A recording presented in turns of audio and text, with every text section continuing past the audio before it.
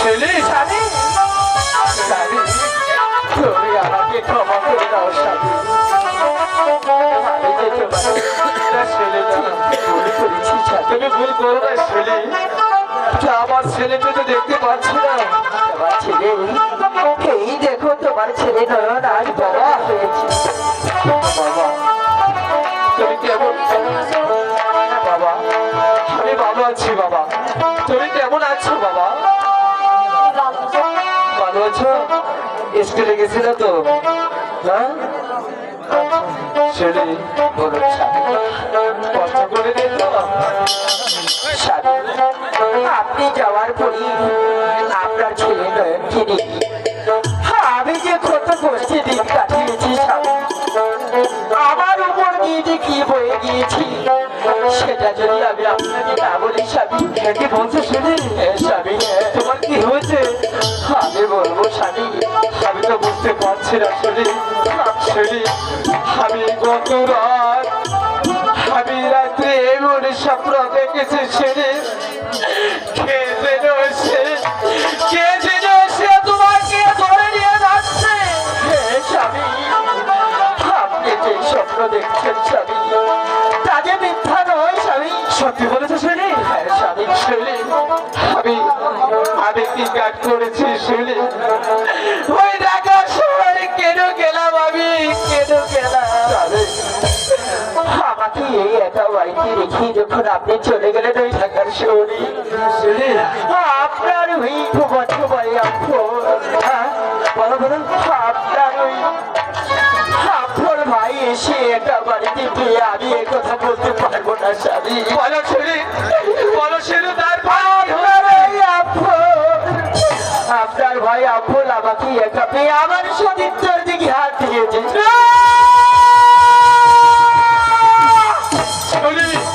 তোমার কথা শুনি আমার মাথায় রক্ত উঠে গেছে। শুনি আমি তোমার সামনে ওই আফলকে ধরে নিয়ে আমি তোমার সতীকে কবর দিব। ও কাজ আপনি বলেও করতে যাবেন না স্বামী। কেন শুনি? কারণ ভয় পাচ্ছ স্বামী? আমার একটি সেটা হলো আমি আপনাকে হারাতে চাই না স্বামী। আপন সবসময় অস্ত্র নিয়ে ঘুরি, তাই তো এটা আপনি ওর সঙ্গে মোকাবেলা করতে পারবেন না স্বামী। হ্যাঁ স্বামী, আপনি যদি ওর সঙ্গে মোকাবেলা করতে যান তাহলে আপনি আজ ওই সাপমারি আমার যে দুটি ভাই আছি আমার ভাইদেরকে সঙ্গে নিয়ে আসুন, তারপর ওই দুষ্ট আপনার সঙ্গে আপনার হবে মোকাবেলা স্বামী। ঠিক আছে শৈলী, তুমি এখানে থাকো, আমি চলে যাচ্ছি ওই সাপমারিতে। তোমার ভাই দুটিকে ধরে এনে তারপর দুজনে মিলে ওই আফলকে ধরে এনে কেটে কেটে কেটে কেটে একবারে ওই নদীর জলে ভাসিয়ে দেব। বাবা আমি কি তোর বাবাকে বলে ভুল করলাম? তোর বাবা যদি সত্যি একা ওই আফলের সঙ্গে মোকাবেলা করতে যায় তাহলে তো তুই আফলের সঙ্গে কিনতে পারবো না। হাই খোদা মেহেরবান, তুমি আমার স্বামীর প্রতি সহায় থেকো খোদা। তুমি আমার স্বামীর প্রতি সহায় থেকো, আমার স্বামীর প্রতি সহায় থেকো।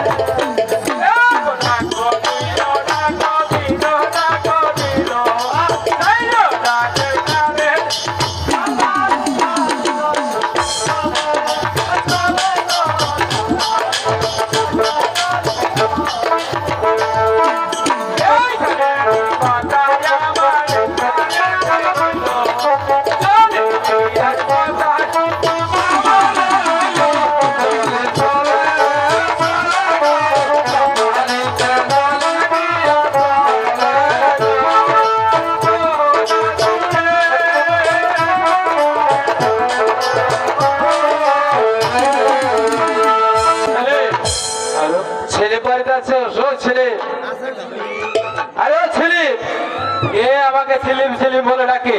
ও দুলাভাই, হ্যাঁ যে হঠাৎ আমাদের বাড়ি, আপনি বাইরে দাঁড়িয়ে আছেন কেন? বাড়ির ভিতরে আসুন। না ছেলে, আমি বাড়িতে যাব না। কেন দুলাভাই? আমি তো বলছি তোদের বাড়িতে যাবো না, আমি বাহিরেই থাকবো। আপনি হঠাৎ করে আসলেন, বাড়ির ভিতরেও যাবেন না, এমন কি হয়েছে দুলাভাই? আমাকে খুলে বলুন। শোন ছেলে, কি হয়েছে?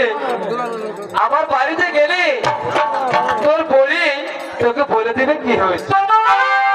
এমন কি হয়েছে দুলাভাই? না, আপনার বাড়িতে যে শুনতে হবে, এখানে বলতে পারবেন না। এখানে বলা যাবে না। কেন দুলাভাই? শোন ছেলে, আমি যে তোকে আমার বাড়িতে নিতে আসছি, চল। খাওয়া দাওয়া করবেন না দুলাভাই? আমি খাওয়া দাওয়া করবো না, আমি তোর বাড়ির ভিতর ঢুকবো না। কেন? তুই আমার সঙ্গে যাবি কিনা? ঠিক আছে দুলাভাই, তাহলে চলো। চল।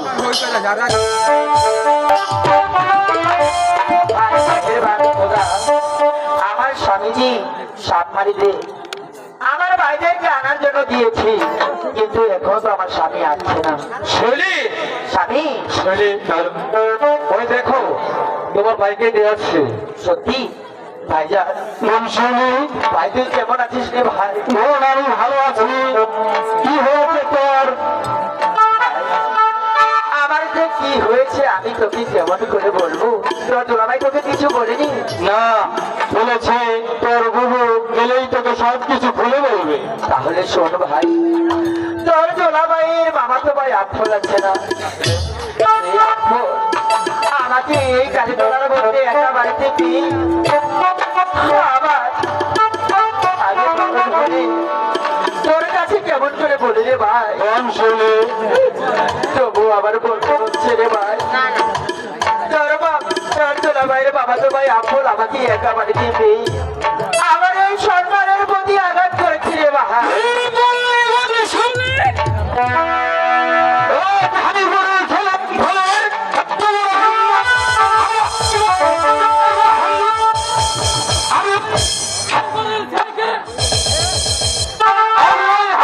ছেলেকে কেটে টুকরা টুকরা করে ভাসিয়ে দেবো।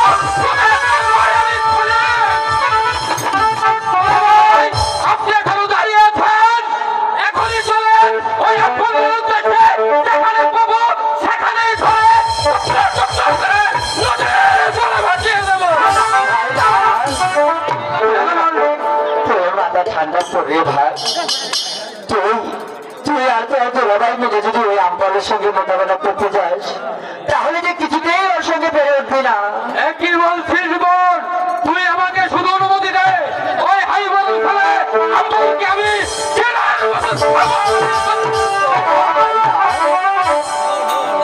বাবু, বাবুকে যদি কিছু আদার দিস তাহলে কিন্তু সে ধানের ভেতরে একাই ধরা দেবে। ওই আমপালকে তোদের দুজনকে ধরতে আনতে হবে না। ওই আমফল প্রত্যেক দিন আমার বাড়িতে আসে আমার সঙ্গে দেখা করার জন্য। তাই তোদেরকে বলছি, তোরা আমার গরুর পিছি যে গম ক্ষেত আছে সেই গম খেতে তোরা অপেক্ষা করবি। যখন দুষ্ট আমফল আমার কাছে আসবি আমি তোদেরকে ডাকবো, তখনই তোরা চলে আসবি। ঠিক আছে বোন শিবনী, আমি রাত 11টায় অপেক্ষায় থাকবো। ওই আমফল যখনই আসবে আমি তাকে ধরে এমন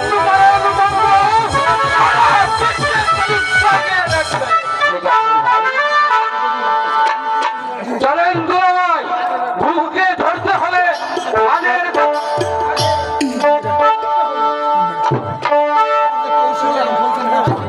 যদি এই দুষ্ট আমফলকে আমার স্বামী আর আমার ভাইয়ের কাছে ধরিয়ে দিতে চাই, তাহলে যে আমার একটি কৌশল অবলম্বন করতে হবে। তাই তো আমি একটু প্রবল ভালোই করি, এই দুষ্ট আমফলকে আমার বাড়িতে নিয়ে আসবো।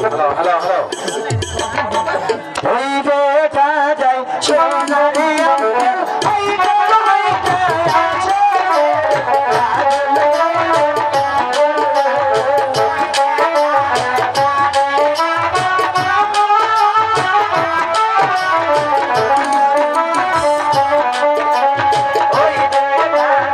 সোনার আমফল, ওই দেখা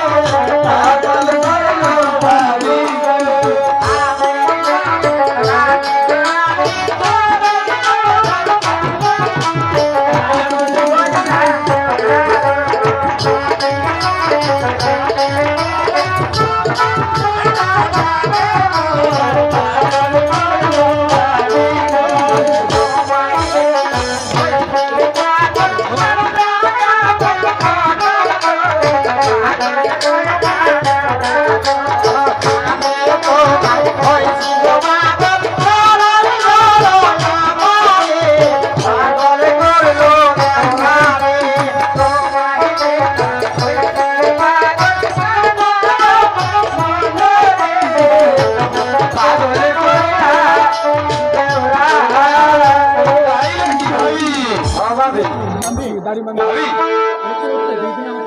একে একে 2 দিন আমাকে অপমান করলেন, আজকে কেন আমাকে আবার ডেকে আনলেন? শোনো দেওরা, হ্যাঁ ভাবি, কাউকে যদি এই মনটা দেওয়ার লাগে, তার আগে স্বর্ণ আর কি যাচাই করতে হবে সত্যি, হ্যাঁ? তার চাইতেও বেশি কারো মনকে যাচাই করতে হবে। তাহলে কি ভাবি? তাই তো ভালোবাসার আগে আমি তোমার মনটা যাচাই করলাম। তাহলে ভালোবাসাটা কি হবে? সত্যিয়া, যখনই আমার বাড়িতে আসে তখনই শুধু ভালোবাসা ভালোবাসা ভালোবাসা তো হবে, কিন্তু এই প্রকাশ্য দিনের বেলা এভাবে মেলামেশা হয়। আমি বলি কি দেওরা, ভাবি, আজ বাড়িতে কোনো লোক নেই। আপনি তো জানেন কালী তোলার মধ্যে আমি একা থাকি। হ্যাঁ ভাবি, আমার ছোট ছেলে কি তার নানির বাড়িতে পাঠিয়ে দিয়েছি।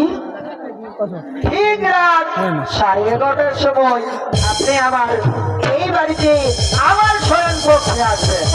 তখন আমি ঠিক ক্ষমতা আপনাকে দেবো প্রেমানন্দ। আবার আপনি ঘুমিয়ে পড়বেন না তো? সে কি কাম হয়? আপনি আসবেন আর আমি ঘুমিয়ে পড়বো?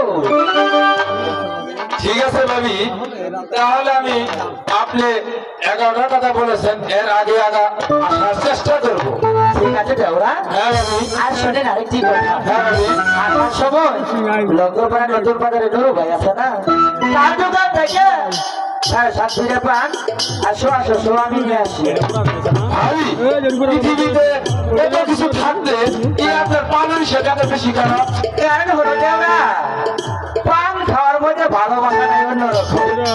সারা গল্প করবো, দুজন প্রেমালিঙ্গন করবো, আমি আপনার মুখে পান বানিয়ে তুলে দিব আর আপনি আমার ঠিক আছে ভাবি, তাহলে আজকে রাত 10:30টায় আপনার বাসায় আসবো। আসুন তো দেওরা। হ্যাঁ ভাবি, আইসো কিন্তু। যাই ভাবি। আমি কিন্তু তোমার আজকে ভাবি, আপনার ভালোবাসাটা মুখে আমার সন্দেহ লাগতেছে। সন্দেহ নেই দেওরা, সত্যি কি এই শুনি আর প্রেমে পড়ে গিয়েছি। তাই নাকি ভাবি? হ্যাঁ দেওরা, আচ্ছা ভাবি, তাহলে যাই। আয় ভাবি, শালার বউ। মানুষের কয়, হাসেন ভাই আম্বক বলে দেয় না। আম্বক কারে কয়, এবার আম ভরে দেখে আমরা বুঝবেন। তোর লাগে আমি সেই ধান আনছি। আরে নুরু ভাই, ওই ধানের মধ্যে আম ভরে কিন্তু পাও দিয়ে আছে। আজ রাতে আবার সময় হবো, তোর হিসাব নিকাশ শেষ শেষ। স্বামী, আরে ও স্বামী, ওরে বা স্বামী, শেরি, আপনি এসেছেন স্বামী? আমাকে দেখেছো? আমি তো দেখেছি। এবার তো আপনার বিশ্বাস হলো, আপনার মামাতো ভাই আম্ফর কতটা নির্যাতন আমার উপর দিয়ে করেছে। তোমার কারবার দেখে আমার সত্যি বিশ্বাস হয়েছে। স্বামী, তাই তো বলছি, আমার ভাইজান আজ রাতে আমাদের ঘরের পিছিয়ে যে গক্ষেত আছে, সেই গক্ষেতে আপনি অপেক্ষা করবেন স্বামী। ঠিক আছে শেরি, আমি তাই করবো। আফল যে আসবে আমি বুঝবো কি করে? হ্যাঁ স্বামী, সেটাই আমি আপনাকে বলছি। যখন ওই দুষ্ট আম্ফল আমার বাড়িতে আসবে, তখন আমি ঘরের ভিতরে প্রবেশ করার পর যে কোনো একটা শব্দ করলে আপনি বুঝে দিবেন শিউলির কাছে এখন আম্ফল চলে এসেছে। তাই? হ্যাঁ স্বামী। শেরি, বলুন স্বামী। তোমার মাথায় এত বুদ্ধি? হ্যাঁ বলে এই হোক। এভাবে ওই আম্ফলকে এদের অভিনয় করে আমার বাড়িতে আপনি ঠিক আছে শেরি, এবার আপনি বাইকে নিয়ে গম্ভীর অপেক্ষা করুন। আচ্ছা।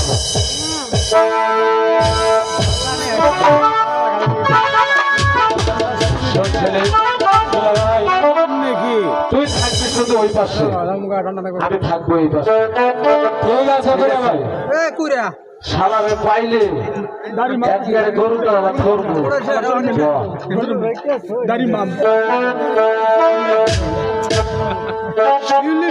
শিউলি সুন্দরী মনে নাই দুষ্ট আম্ফল। এখন রাত ঠিক সময় 10টা 30 মিনিট এই টাইমে তোর আসার কথা। আমিও তোর অপেক্ষায় বসে রইলাম, দেখি তুই কোন সময়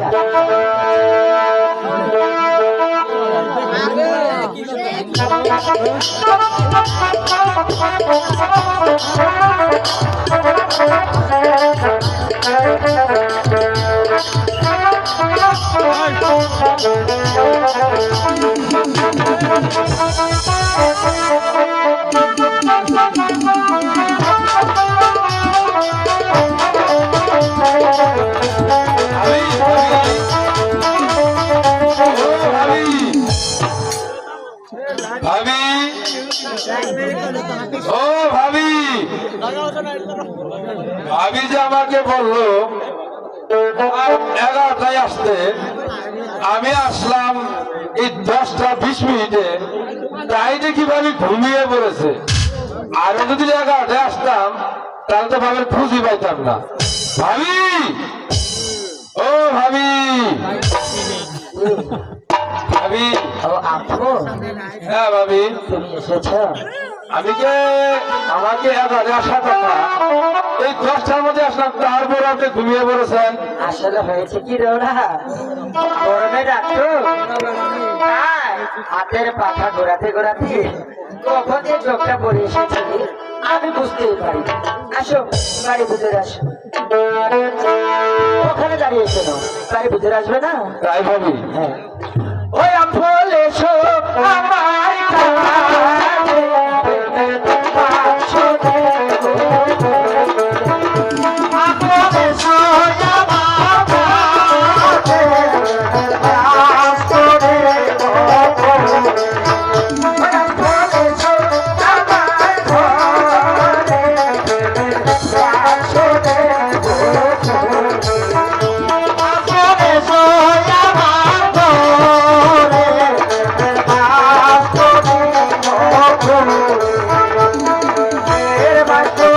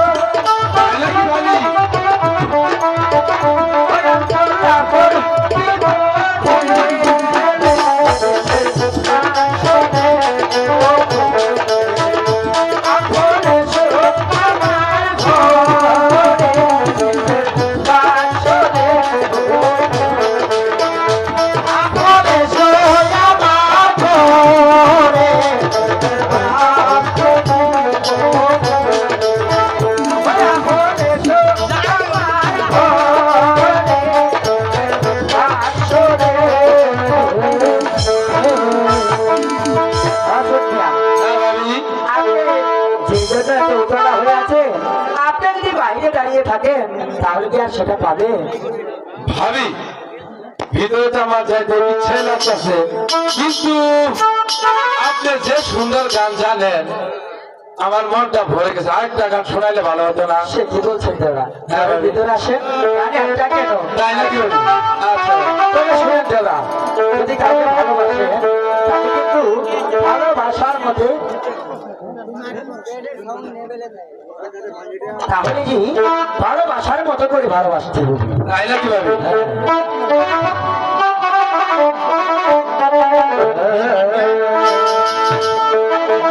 তোমার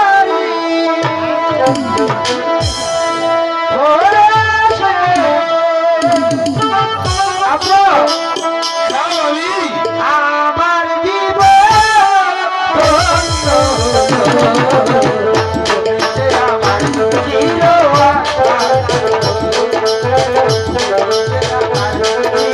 আশা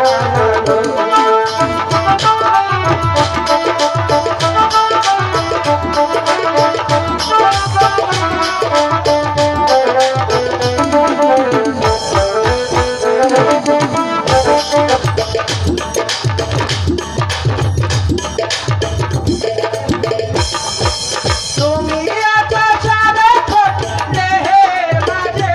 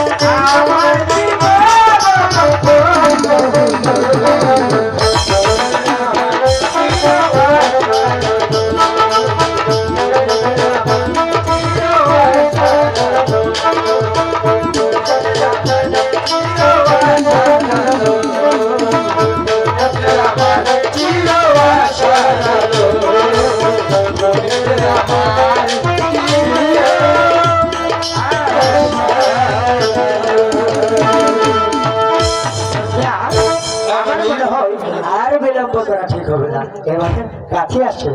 তাই ভাবি রাত প্রায় 1টা বেজে গেছে।